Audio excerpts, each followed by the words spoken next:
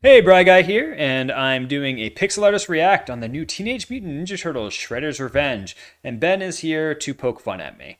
So we'll Yep. see how that goes. But anyways, we got Teenage Mutant Ninja Turtles Shredder's Revenge, so they delayed this. Um, Yep. I'm curious why they delayed this. This is one that we were looking forward to playing co-op with a group of our friends. Hopefully, the online co-op exists and works well. I don't know if they've announced anything on that specifically.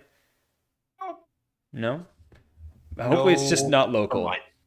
Yeah, hopefully. Anyways, so let's get playing this, and then I'm going to be reacting to the pixel art, and Ben's going to be talking probably a bit more about the game.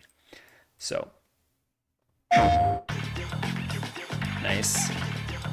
I love the aesthetic. So they've gone with like the Super Nintendo classic outline around the characters. So if you want to make your game feel more Japanese, classic beat 'em up, you need to have that black outline. Sometimes when I do my own pixel art, I flip flop whether or not I'm going to do it if I'm representing a Japanese game or not. But it seems like the people respond most to my work when it doesn't have that for some reason. I don't know why. Maybe it's the way that I'm specifically doing it. They have really good color banding. So you see, like, typically when you do the pixel art, you want like 70 to 80% of it to be your lit, and then you want it to kind of nicely curl off into your darks, and then just have a little tiny bit of the super darks. They didn't do any reflected light or anything like that. So rim lighting has been a big thing. You see it a lot in modern pixel art games. You have like a little bit of rim lighting. There's actually a lot of stuff you can do in engine where you have, Streets of Rage 4 went crazy. They actually built a special layer that always changed colors, so it was always reacting to the lights around you. And they had a lot of they might have exclusively used the normals on it to generated normals on the flat shaded just to reveal that layer. So there's a few things that you can do to create that kind of rim layer effect. They didn't go for that at all. So they're going pure retro aesthetic, like arcade peak aesthetic in terms of resolution and how everything's drawn. Where they're breaking the classic rules with pixel art is obviously they're 16 by 9. So they're using your whole screen, and the animation. They're not limited by however many frames you would have been on the classic. So they go a little bit more robustly with animation. Ooh, that's a nice idle animation there. I like the react animations on them. The way they hit down and back.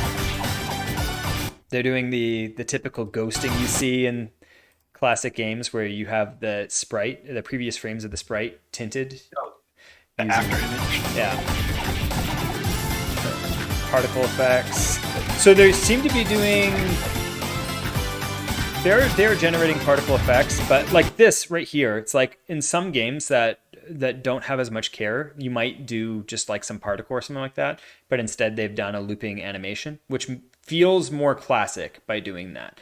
So you have these choices when you're doing a pixel art game like this. Do you go classic? Do you go modern? Which parts do you make modern? So they've really kept the classic aesthetic. They are breaking color limit rules in some places. So it looks like what they're kind of doing is using more colors to create a like depth of field, which is interesting. So you can see as it goes further back in the image here, they're almost using an increasing color palette to soften the image, and they're also getting less contrasted. So you have higher contrast in these areas here. This is much lower contrast and also higher color range. So interesting way to create depth in your image. Like the atmospheric depth in a sense. Yeah, atmospheric perspective is what they typically. There's two. So atmospheric fog or atmospheric perspective is when you have color wash over things in a far distance. This is a bit different from that because it would be they're almost simulating like your focal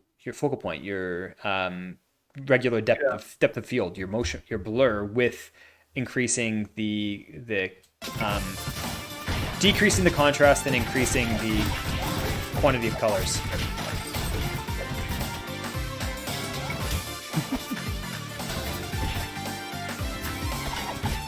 They have good crunchy effects. I love the like little animations. The context based animations always go such a long way. Even though it looks like they're just changing, they're holding and they're doing like a color blend cycle. So this outline that's unique frames, right? And they might have done this as unique frames because on the SNES, on the original like Super Nintendo or arcade machine, in order to save memory, they would have uh, gone in and individually tinted every frame of that through code as instead of through art. But now we usually do the same thing through art because it's not worth the programmer's time. It's much faster to just tint it all in whatever you're using, Sprite or Photoshop when you're making the image, and then just spit it out as a frame because there's no issue with having that many frames nowadays. Although with the 4 turtles, they can easily recycle that for any one of them. It's true. I love the so this is something that typically you get with higher end when you have higher end pixel art when you have an opportunity, but just the way that the shadow shifts down as it bends, the character bends, that's something you don't typically see. So that's a really nice animation touch. It's such a like a little subtle thing, but it's a really nice. It makes the art feel more tangible.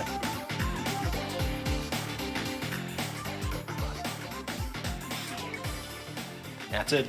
That's Only it. a minute-long trailer. Well, I don't know. It was a nice trailer. I think I had enough to talk about there. I think they've done a good service. Like this gives you, it's exactly what you remember like playing Turtles the arcade game or Turtles in Time in your head. Like they've done such a good job of capturing that aesthetic. If you look at those games, they don't have as nicely harmonized color palette. It's much like a little bit more garish with color palette. So they're taking kind of modern art direction and mixing it with classic visuals, which is a really solid approach. I think that they've done a great job with that. I don't think that, if they would have done anything more, they could have potentially ruined the type of nostalgia you get with this game because they're not making a new game. They're remaking something specific. So it's a little bit more dangerous territory in terms of what they could mix up. They want it to feel like what it's like in the memory of players. And that's a hard thing to kind of get to. But you can tell they have a really strong traditional animation background just by the extreme frames that you get on everything, right? Like really nice. There's a lot of ways to kind of cut corners and whatnot when you're animating pixel art, especially if you have to do a lot of frames. So it's nice to see such a strong animation basis in these. Anyways, I think that's it for this video. If you like it, feel free to click like and subscribe. If you have any questions, feel free to drop them below, and I'll catch you on the next one. Bye.